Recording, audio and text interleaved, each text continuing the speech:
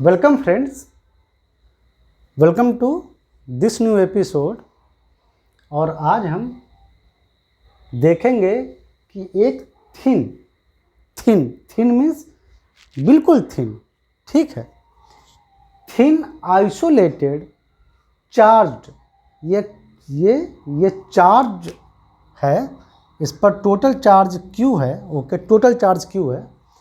Charge spherical conductor cell है। ये conductive material की बनी हुई, जैसे मेटल की, तो कंडक्टिव मटेरियल की बना हुआ एक स्फेरिकल सेल है। सेल मतलब खोखला, ठीक है, एक खोखला गोला, मेटल का बना हुआ एक खोखला आइसोलेटेड गोला, जिसको हमने क्यू चार्ज दे दिया। और ये बहुत थिन है, मतलब इसमें कोई थिकनेस नहीं है। तो जो हम चार्ज देंगे Q, वो यूनिफॉर्मली इस सरफेस पर डिस्ट्रीब्यूट हो जाएगा। उसके इंटीरियर में कोई चार्ज नहीं रहेगा, सारा चार्ज इसके आउटर सरफेस पे आ जाएगा।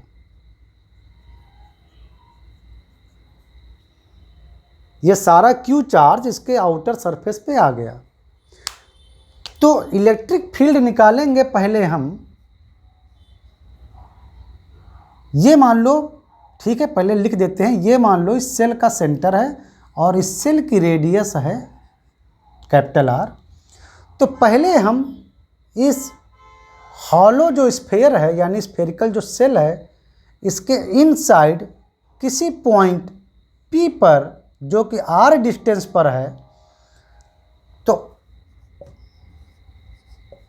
इनसाइड यानी R इज ग्रेटर और equal to 0 and is less than R, इसके इनसाइड किसी पॉइंट P पर हम इलेक्ट्रिक फील्ड निकालेंगे। कितना है, पहले न्यूमेरिकल वैल्यू निकालेंगे, क्योंकि गॉस लॉ से केवल न्यूमेरिकल वैल्यू या स्केलर वैल्यू आती है। डायरेक्शन हम डिसाइड करते हैं अपने दिमाग से कि चार्ज पॉजिटिव है कि नेगेटिव है। तो क्या करो कि इस P पॉइंट से होते हुए एक स्फेरिकल सरफेस बनाओ, यानी एक गॉसियन सरफेस, बिल्कुल स्फेरिकल सरफेस बनाया। ये गॉसियन सरफेस है। अब इस सरफेस के अंदर तो कोई चार्ज है नहीं, यानी इस सरफेस से निकलने वाला टोटल फ्लक्स वो 0 होगा, क्योंकि इस सरफेस के जो आपने जो स्फेरिकल सरफेस बनाया इमेजिनरी, उसके अंदर कोई चार्ज नहीं है, चार्ज सारा सरफेस पर है।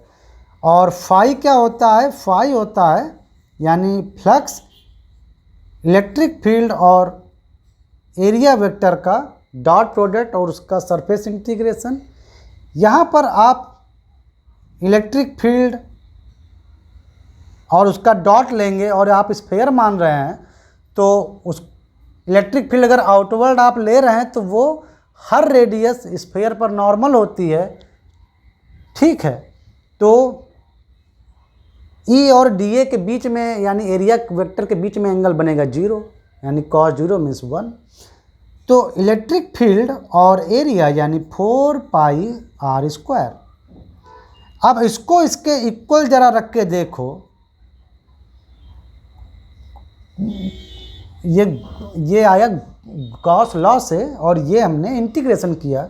जरा इसको इसके इक्वल रख के देखो तो E 4 pi R square equal to 0 means E equal to 0, यानी चार्ज स्फेरिकल सेल जो आइसोलेटेड है और जो कंडक्टर मटेरियल का बना हुआ है, कंडक्टिव मटेरियल का, जैसे मेटल का, उसके अंदर आपको इलेक्ट्रिक फील्ड मिलेगा 0, यानी इसके इनसाइड कहीं भी इलेक्ट्रिक फील्ड नहीं होगा। अब number second, on the surface electric field निकालेंगे ऑन दिस सरफेस, यानी R equal to capital R।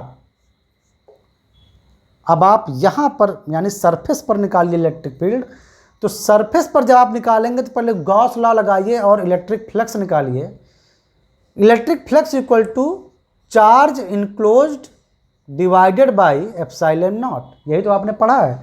अब आपको निकालना है सरफेस पर, तो सरफेस से होता हुआ आप एक गॉसियन सरफेस बनाएंगे। हमको ऑलरेडी मेरा स्फेयर जो है, ये जो स्फेरिकल सेल है, यही हमारे लिए गॉसियन सरफेस का काम करेगा, क्योंकि हमको सरफेस पर ही निकालना है, तो हमने इसी स्फेरिकल सेल को ही मान लिया गॉसियन सरफेस।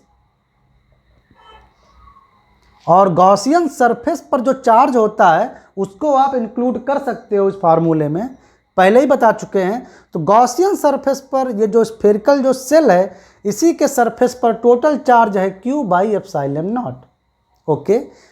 और अगर आप इलेक्ट्रिक फ्लक्स निकालना चाहें इलेक्ट्रिक फील्ड से तो वो होता है ये।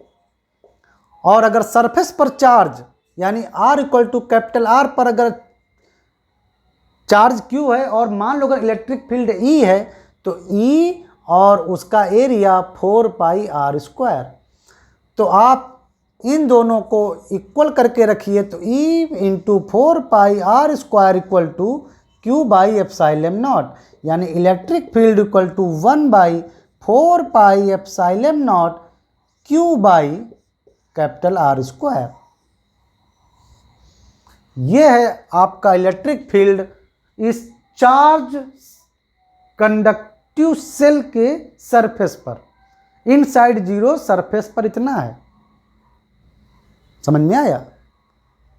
इसकी डायरेक्शन, तो डायरेक्शन आप समझ रहे हैं कि सरफेस पर पॉजिटिव चार्ज है तो इसकी डायरेक्शन आउटवर्ड होगी, चाहे जहाँ पर लीजिए, बिल्कुल रेडियली आउटवर्ड। जिसको आप पीछे मिलाएंगे तो वो सेंटर पे आके मिलेंगी लाइन, बिल्कुल रेडियली आउटवर्ड होगी।